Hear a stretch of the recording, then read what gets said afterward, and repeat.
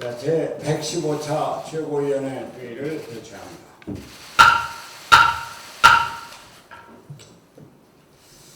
문재인 대통령께 또 한 말씀 드려야 되겠습니다.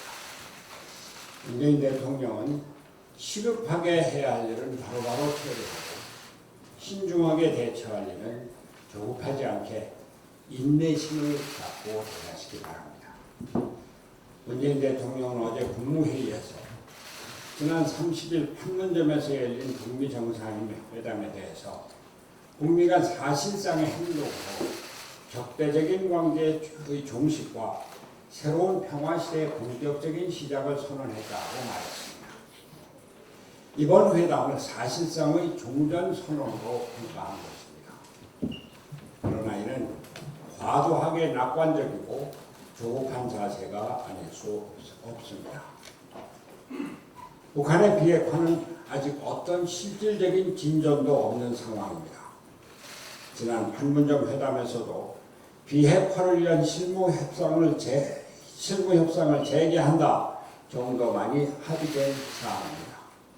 완전한 비핵화를 위해서는 아직 갈 길이 너무나 멉니다.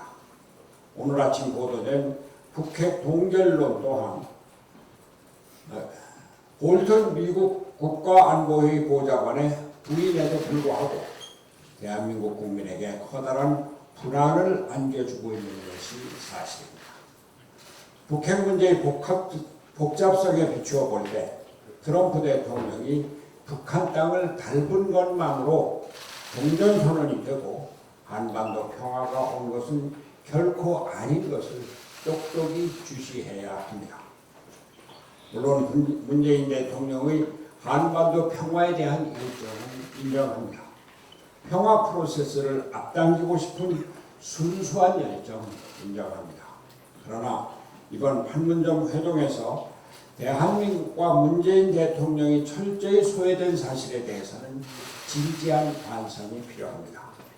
보도된 대로 문재인 대통령이 남북 경계선에 가서 김정은 위원장을 안내하고 트럼프 대통령에게 소개시켜주려 했는데 만약에 트럼프 대통령 쪽에서 반대하는 것이 사실이라면 이것은 트럼프의 지나친 자기 과시욕에 대한민국 대통령이 자기 역할을 잃은 것입니다.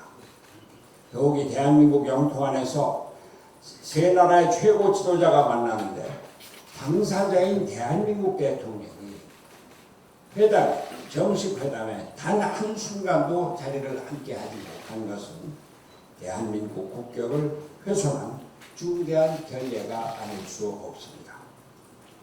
북한도 미국 대통령과의 회담만을 고집했다면 이것은 소탐 대실에 지나지 않습니다.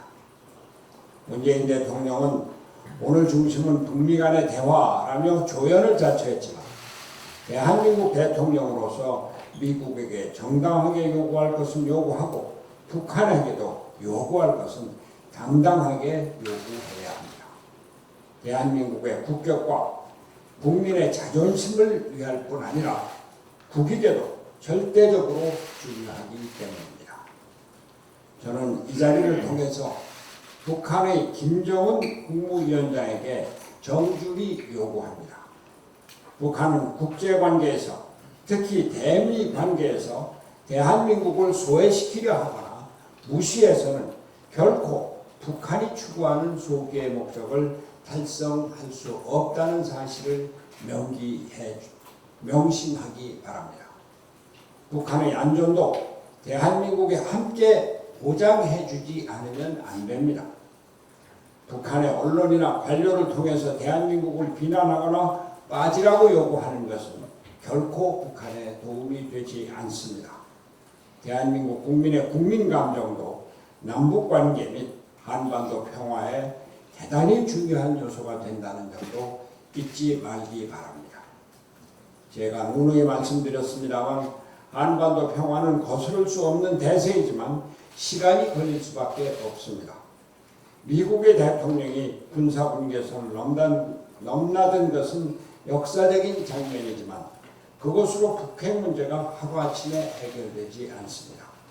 우리는 침착하고 신중하게 우리의 안보를 튼튼히 하는 가운데 한반도 평화를 준비해야 합니다. 조급한 자화자찬과 일희일비는 한반도 평화에 아무런 도움이 되지 않는다는 점을 다시 한번 말씀드립니다.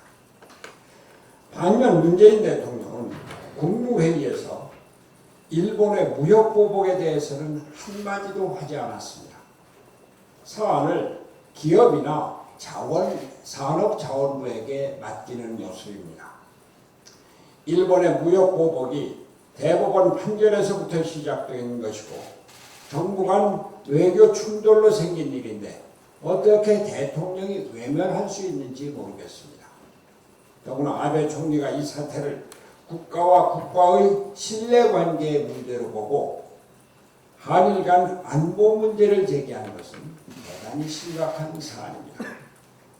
일본은 이번에 무역보복을 당장 철회해야 하지만 이를 위한 대한민국의 외교적 노력이 절실히 필요한 마당에 대통령이 책임지고 이 사태를 해결해야 할 것입니다. 이상입니다.